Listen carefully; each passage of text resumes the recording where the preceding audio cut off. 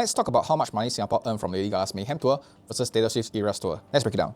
Lady Gaga's Mayhem tour hit Singapore in May 2025 with 4 shows running at the National Stadium on May 18, 19, 21 and 24. Tickets were priced between $148 to $368, with VIP packages going as high as $1,348.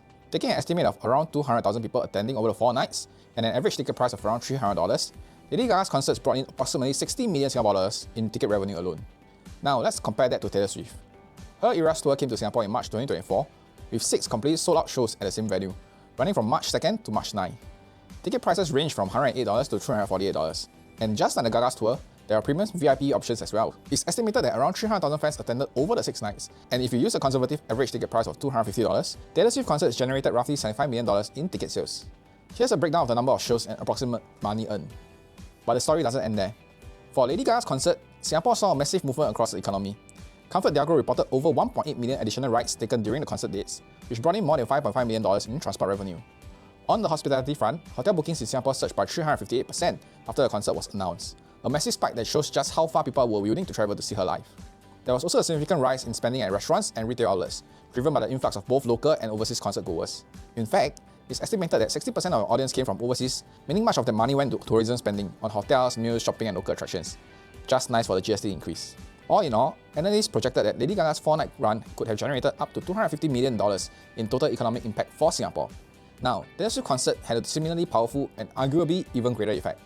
During a 6-show run, Singapore saw a huge jump in transport usage, with over 980,000 additional rides recorded across buses, MRT and taxis. Hotels were nearly packed out, occupancy rates hit 92.7% on peak nights, and room rates increased by an average of 12.7%. Retail sales climbed 2.1% during the concert period thanks to the massive foot traffic generated by Swift fanbase.